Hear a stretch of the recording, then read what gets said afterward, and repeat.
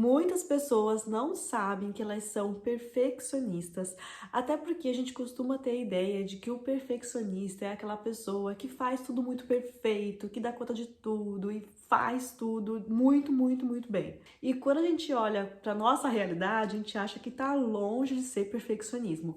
Mas, sim, se a gente tem que entender o que o perfeccionismo é, muitas vezes é ele que está atrapalhando a nossa vida, porque o perfeccionismo é muito mais sobre evitar ser imperfeita, fazer coisas imperfeitas ou que percebam que você tem imperfeições. E isso pode ser uma cilada, porque você vai deixar de fazer o que você quer fazer, ou você pode se sobrecarregar na sua rotina com tanta coisa que você acha que tem que fazer para fazer bem feito. Então a gente complica a nossa vida por causa do perfeccionismo e nem acha que tá tão perfeito assim. E como a gente só consegue mudar o que a gente percebe que é uma questão a ser mudada, é importante você entender se você é perfeccionista, está sendo perfeccionista ou não. E por isso, no vídeo de hoje, a gente vai ver 10 sinais que você está sendo perfeccionista. Eita, falei 10, são 12 sinais. 12 sinais, ó, já saiu imperfeito esse vídeo, mas vamos lá.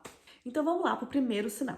O perfeccionista vai atrás de metas altas, difíceis e autoimpostas. Então muitas vezes a gente não percebe que é uma meta alta. Na nossa cabeça é normal, é o mínimo, sabe? É o mínimo esperado. É aquela coisa do nota 10 não fez mais que a sua obrigação, sabe?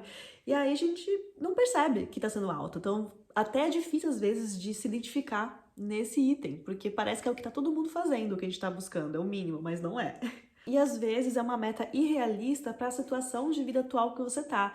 Então você acabou de começar um trabalho novo ou acabou de começar a criar conteúdo e já quer saber fazer muito bem, sendo que você está aprendendo, você se situando ali naquele novo trabalho, naquela nova função e atividade. E aí é muito doloroso ver que você não está naquele nível que na sua cabeça você gostaria de estar. Será que não está um pouco alto demais, difícil demais, né, esse nível, esse padrão de qualidade que você está tentando seguir? E o que é especialmente importante nesse item é que, como eu falei, é autoimposto, não tem ninguém falando que você tem que fazer aquilo. Tudo bem, eu diria aqui um parênteses, que eu acho que algumas coisas a gente aprende meio que nas entrelinhas, assim, socialmente, tudo mais, ou na família, né? Mas, ainda assim, né, a gente pode rever, repensar isso e perceber que, no fundo, nesse momento atual, é a gente que está se impondo. E a gente se impõe, então, essa meta, essa regra, essa atividade dessa forma, mesmo se estiver sendo danoso pra gente, mesmo se a gente estiver tendo efeitos negativos. Por exemplo, o perfeccionismo muitas vezes é associado com ansiedade, com depressão, problemas de sono, exaustão extrema, burnout. Então, mesmo percebendo muitas vezes esses efeitos negativos, o perfeccionista quer continuar seguindo essa meta, mesmo quando percebe que está fazendo mal. E digo mais, o que também é interessante é que às vezes o perfeccionista vê esse sentimento desagradável, esses efeitos negativos, quase como um sinal, uma evidência que tá mandando bem, sabe? Que tá se esforçando, tá sendo uma pessoa dedicada, está dando o seu melhor. Então acaba que a gente tem dificuldade em realizar, em fazer acontecer, em atingir objetivos de uma forma leve. Porque a gente meio que, sem querer, quando vê, tem que ter aquele nível, tem que suar a tanga para achar que tá valendo a pena. E se você se identificar, não entre em desespero, calma, segura aqui a minha mão, me deixa um comentário para eu saber também, pra gente conversar. Mas dá pra gente trabalhar essas questões da nossa rotina e tornar a nossa execução bem feita, sim, mas também mais leve. Sinal 2.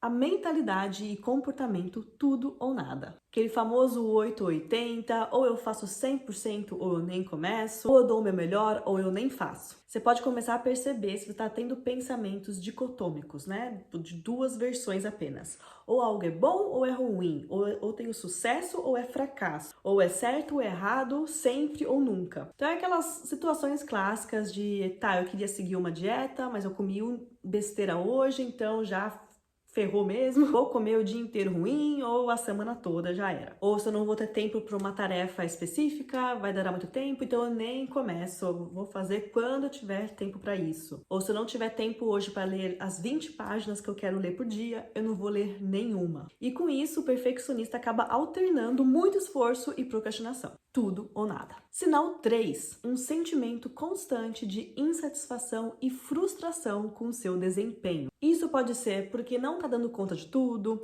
ou porque acha que nunca tá bom o suficiente, ou por causa dos efeitos negativos, que eu falei antes, caramba, mas é meio louco, né? Porque por um lado, a gente tem esse negócio de achar, mas se eu não estiver me sentindo, tipo, sobrecarregada, parece que eu não tô dando o suficiente.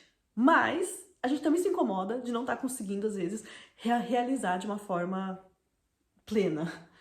E aí, só que aí se você chega numa rotina que você tá plena, realizando, você acha que tem alguma coisa errada, e aí volta a sobrecarregar. Então você busca também essa insatisfação, essa frustração. E como é que tá? Já tá fazendo sentido pra você? Se sim, aproveite e já se inscreva no canal. A gente fala aqui sobre criar uma vida mais alinhada com você, através da organização, planejamento e desenvolvimento pessoal e criativo. E aí faz parte disso também entender o que atrapalha, como por exemplo o perfeccionismo. Então vamos continuar nossa listinha que tem bastante papo aqui ainda.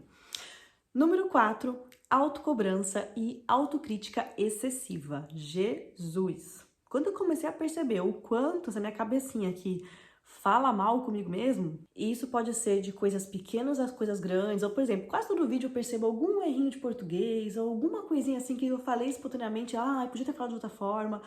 E aí minha vontade de jogar o vídeo no lixo e não vou postar isso, e por muito tempo eu fiquei nessa. Então, se eu não tivesse trabalhado um pouco, pelo menos, o meu perfeccionismo, eu estaria como há uns anos atrás, em que eu queria ter um canal, eu queria criar conteúdo, mas eu não conseguia, porque eu tava sempre com essa autocrítica e essa autocobrança muito forte, muito alta. Não aceitava esses erros, porque na minha cabeça isso me traria vergonha, me traria esse julgamento.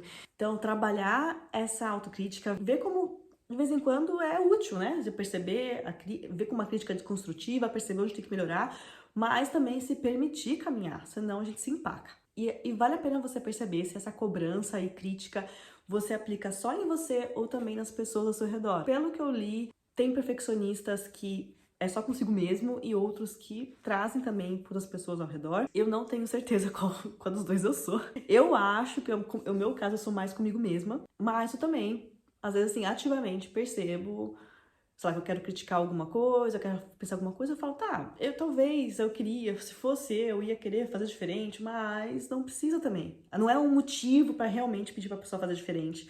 E aí eu seguro o tchan, sabe? Então, vale a pena também, porque às vezes senão a gente também passa isso pras outras pessoas, muitas vezes as pessoas que a gente ama, e não é tão legal assim, pode até também interferir bastante na nossa área da vida de relacionamentos. Então, dá uma olhadinha nisso. O ponto 5, ou sinal 5, é o alto valor ligado ao seu desempenho, especialmente nas áreas que você valoriza demais. Então aqui também, alguns perfeccionistas levam o seu perfeccionismo para todas as áreas da vida, ou quase todas, e alguns concentram em 2, 3, sabe? Por exemplo, aquela pessoa que é muito perfeccionista no trabalho, mas não é nem um pouco perfeccionista em casa. E isso pode ter a ver com as áreas que a pessoa aprendeu ao longo da vida que ela é valorizada por. E outras pessoas vão espalhando isso para todas as áreas, né? Trabalho, é casa, é os filhos, é a aparência, até os hobbies, levando isso para várias situações, mas enfim, os dois tipos não tem nenhum melhor que o outro também, porque se você coloca tudo numa área só, pode talvez parecer melhor, que é só uma área, não são todas, mas também pode significar que você dá muito foco no seu trabalho e esquece família, lazer, descanso, sono. E se você traz isso para toda a sua vida, então você tá tentando dar o seu melhor em todas as áreas, que até um nível é coisa boa, né? Uma coisa também que eu tive que aprender é que deixar um pouco o perfeccionismo não quer dizer que você vai passar a fazer mal feito, mas é começar a entender que mesmo baixando o nível, você pode estar ainda num nível muito bom e que inclusive vai ter melhores efeitos para você e para outras pessoas. Então, também pode ser uma boa você reparar em quais áreas você está atrelando o seu desempenho, o quão bem você está naquela área, com o seu valor pessoal, e se isso se projeta em várias áreas ou em 1, 2, 3, tá bom? Número 6, você exagera as críticas e falhas e desdém, nem liga para suas conquistas e elogios, não acredita nos elogios dos outros. Então, se você não atinge a sua meta, que era irrealista, que era alta, e mesmo sem você perceber, se você não atinge, você se maltrata, você ativa a autocrítica e a autocobrança. Se você atinge, por sua vez, você também não comemora. Você simplesmente desdenha, alguém te elogia, você fala, mas eu só fiz o mínimo, ou nem tava tão bom assim. Ou você realmente acha que, já que eu consegui com tanta facilidade, o nível estava muito baixo, estava muito fácil, então agora eu quero conseguir isso aqui. Você coloca já um nível mais alto. Ou seja, nunca tá satisfeito de novo. Lembra lá que a gente falou de insatisfação, frustração? Se você consegue, não estava tão bom assim ou estava fácil demais. Se você não consegue é porque você é isso, é aquilo, aquilo outro, então fica difícil estar satisfeito com o que você está fazendo, né? Número 7, procrastinação. Justamente por a gente às vezes associar que o perfeccionista, no fundo, é aquela pessoa que faz tudo muito perfeito, a gente não percebe que procrastinadores muitas vezes, na verdade, são perfeccionistas. A procrastinação é só uma manifestação do seu perfeccionismo. Então, por causa da mentalidade tudo ou nada, por causa da autocobrança, pode ser que você já se sinta sobrecarregada antes de começar. Tipo, ai, que preguiça de fazer isso, porque tá grande demais, porque você colocou aquela meta gigante pro momento que você tá agora, e aí já, antes de começar, já dá não quero fazer isso. Ou pode ser também uma procrastinação, porque você está esperando as condições ideais para começar aquilo. Você está esperando a sua versão futura com mais tempo, mais organização, mais dinheiro, mais conhecimento, mais preparo. Então você nunca tá pronta. Porque para você é muito difícil, então, fazer as coisas sem sentir que tá realmente preparada, sem sentir que tá tudo certinho no lugar, porque vai sair imperfeito, porque não vai sair como você realmente gostaria. Então, é difícil lidar com as suas imperfeições, lembra? E aí você vai procrastinando isso. E outra coisa que também pode acontecer aqui é aquela procrastinação de deixar as coisas para o último minuto. O que eu também acho bem curioso, porque por um lado a gente super se preocupa de fazer as coisas bem feitas. E aí então a gente deveria pensar que é melhor começar cedo, para a gente ter tempo, né, de fazer aquelas coisas com calma e tal. Mas às vezes também no mecanismo de defesa mesmo, a gente não faz isso para ter a desculpa. Se não sair tão perfeito como a gente queria, a gente tem uma desculpa interna de é porque acabou ficando para última hora. Se eu tivesse feito com calma, com tempo, eu teria feito melhor, mas como ficou no último minuto, isso é o que tem para hoje. Porque é difícil também lidar com a ideia de que você se preparou, fez lá e mesmo assim não saiu perfeito como você gostaria. Então também pode ter esse tipo de procrastinação aqui. O número 8 da nossa listinha é a inconstância. De novo, por causa da autoexigência e desse comportamento tudo ou nada, você pode tender à inconstância. O famoso começa e para. Especialmente naquelas atividades que você não tem tanta cobrança externa. É realmente difícil seguir os seus planos, os seus objetivos, os seus novos hábitos por mais do que algumas semanas. Então, se tem um prazo externo, provavelmente você deixa para o último minuto. Se não tem, você não faz, ou você procrastina no sentido nunca começa, ou começa e para, começa e para. Porque é difícil ter essa rotina de execução adequada, leve e que é sustentável no longo prazo. Número 9, as tarefas demoram demais. Outra coisa que totalmente atrapalha a nossa rotina e qualquer planejamento que você faça. Já que você acha que o que você faz nunca tá bom o suficiente, você quer fazer tão bem feito que acaba demorando muito. Isso pode levar a refazer o que você já fez, revisar, ficar checando o mesmo e-mail 20 vezes para ver se não tem nenhum erro lá. Ou, por exemplo, grava vídeo, regrava vídeo porque nunca tá bom como você quer. Corrige detalhes até no nosso... como se você estivesse vendo as coisas que você faz com uma lupa que outras pessoas nem vão ter. Mas você fica tão apegado a tirar qualquer possibilidade de erro que significaria qualquer possibilidade de alguém te criticar por alguma coisa, te julgar ou te criticar, você demora muito. Uma coisa que poderia durar meia hora acaba durando 2, 3, 5 horas. O sinal 10 é a sobrecarga. Na verdade, é mais um efeito, uma consequência de tudo que a gente falou aqui até agora, né? Como você se cobra demais e tenta atingir metas altas sem nem perceber, provavelmente você está assumindo mais coisas do que realmente pode dar conta. Procrastina algumas coisas, como a gente já viu, o que acaba te sobrecarregando lá na frente, quando o prazo vai chegando. Possivelmente você tem dificuldade de delegar coisas, o que também é aquilo, né? Você acha, a outra pessoa não vai fazer tão bem como eu costumo fazer, então, deixa que eu faço. E isso também vai te sobrecarregando. E como muitas atividades demoram mais tempo do que deveria, isso, claro, também sobrecarrega a rotina e realmente fica difícil de dar conta de tudo também, com muitas aspas, porque tá demorando tempo demais em algumas atividades.